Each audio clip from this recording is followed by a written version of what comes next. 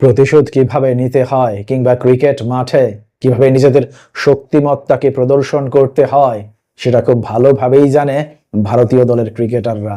তারপরেও একটা শঙ্কা ছিল, তারপরেও একটা উদ্বেগ ছিল, বিশেষ করে সাম্প্রতিক সময়ে টেস্ট ক্রিকেটে যে ধরনের বাজে অবস্থার মধ্য দিয়ে যাচ্ছিল ভারতীয় ক্রিকেট দল, সে কারণে এই শঙ্কা আরো বেশি ঘনীভূত হচ্ছিল।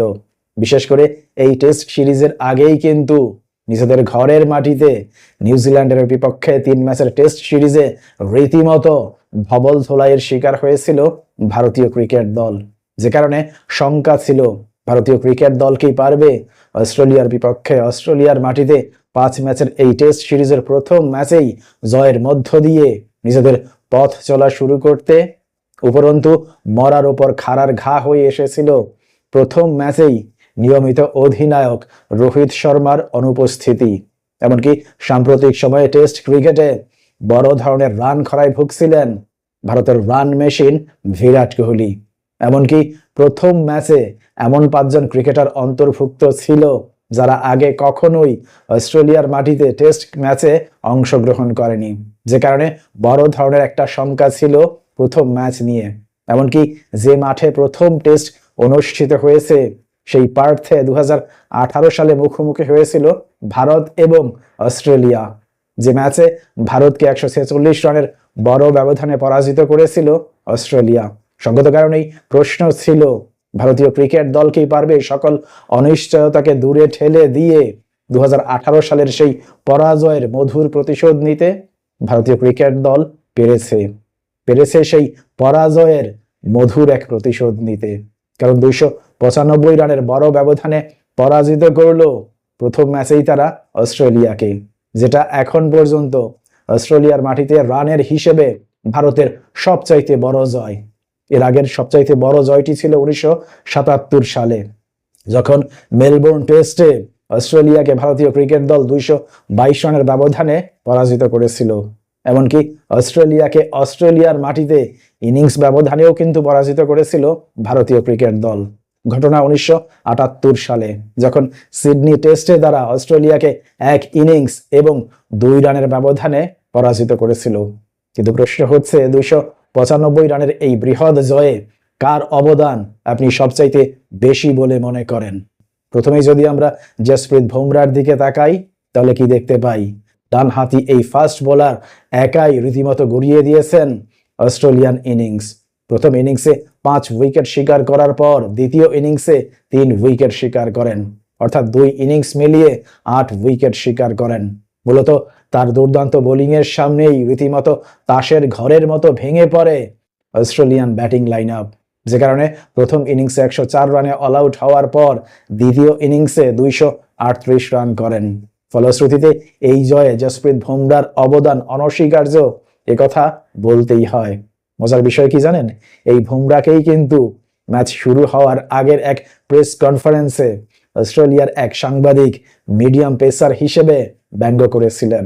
বুমরা সেদিন বলেছিলেন 150 কিলোমিটার গতিতে বোলিং করার পরেও কিন্তু আপনার আমাকে মিডিয়াম পেসার বলা ঠিক নয়, আমাকে অবশ্যই ফাস্ট বোলার অধিনায়ক হিসেবে সম্বোধন করা উচিত। সেদিন তিনি হাস্যোজ্জ্বল ভাবেই সেই সাংবাদিককে সেই উত্তরটি দিয়েছিলেন, কিন্তু মাঠে ঠিকই নিজের রৌদ্র মূর্তি দেখালেন। অর্থাৎ বুমরা মাঠে রীতিমতো ধ্বংস করলেন অস্ট্রেলিয়া দলের ব্যাটিং লাইন আপ। সঙ্গত কারণেই এই জয়ে বুমরার অবদান অনেক বেশি, একথা নিশ্চিতভাবেই স্বীকার করতে হবে। পরবর্তীতে যদি জয়সওয়ালের দিকে তাকাই, তাহলে কি দেখতে পাই? 22 বছরের এই তরুণ প্রথম ইনিংসে মাত্র 0 রানে আউট হয়েছিলেন, কিন্তু কি দুর্দান্ত ভাবেই না দ্বিতীয় ইনিংসে ফিরে আসলেন এবং 161 রানের একটা অনবদ্য ইনিংস খেললেন, যেখানে কেএল রাহুলের সঙ্গে উদ্বোধনী জুটিতেই 201 রানের একটা অনবদ্য পার্টনারশিপ করলেন। এবং তার এমন অনবদ্য ব্যাটিং এর সৌজন্যেই কিন্তু পরবর্তীতে অন্যান্য ভারতীয় ব্যাটাররাও দুর্দান্ত ব্যাটিং করার সক্ষমতা পায়, সাহস পায়, যে কারণে প্রথম ইনিংসে খুব বাজে ভাবে 150 রানে অল আউট হওয়ার পরেও দ্বিতীয় ইনিংসে 6 উইকেটে 487 রান করার পর ইনিংস ঘোষণা করতে সক্ষম হয় ভারতীয় দলনায়ক। সঙ্গত কারণেই ভারতের এই জয়ে জয়সওয়ালের অবদানও আপনি কখনোই অস্বীকার করতে পারবেন না। পরবর্তীতে যদি বিরাট কোহলির দিকে তাকাই তাহলে কি দেখতে পাই? প্রথম ইনিংসে কিন্তু বিরাট কোহলিও খুব একটা সফল ছিলেন না, কারণ মাত্র 5 রানেই তিনি আউট হয়ে গিয়েছিলেন। পরবর্তীতে ঠিকই দ্বিতীয় ইনিংসে ফিরে এসেছেন স্বমহিমায় এবং অপরাজিত 100 রানের একটা ইনিংস খেলে দলের জয়ে বড় ধরনের ভূমিকা রেখেছেন, যেটা ছিল টেস্ট ক্রিকেটে বিরাট কোহলির 30তম সেঞ্চুরি। এবং এই সেঞ্চুরি করার মধ্য দিয়ে এক জায়গায় কিন্তু তিনি ঠিকই সচিন টেন্ডুলকারকে পেছনে ফেললেন। এতদিন ভারতীয় ব্যাটারদের মধ্যে অস্ট্রেলিয়ার মাটিতে অস্ট্রেলিয়ার বিপক্ষে টেস্ট ক্রিকেটে 7টি সেঞ্চুরি ছিল না অন্য কোনো ব্যাটারেরই। আগে যৌথভাবে 6টি করে সেঞ্চুরি নিয়ে শীর্ষে ছিলেন বিরাট কোহলি এবং সচিন টেন্ডুলকার। আজকে নিজের 7ম সেঞ্চুরি দেখা পেলেন বিরাট কোহলি অস্ট্রেলিয়ার মাটিতে এবং এই সঙ্গে তিনি সচিন টেন্ডুলকারকে পেছনে ফেলে অস্ট্রেলিয়ার মাটিতে ভারতীয় ব্যাটারদের মধ্যে সর্বোচ্চ সংখ্যক সেঞ্চুরি করতে সক্ষম হলেন, যে কারণে বিরাট কোহলির এই সেঞ্চুরিটিকেও আপনার অবশ্যই স্বীকৃতি দিতে হবে।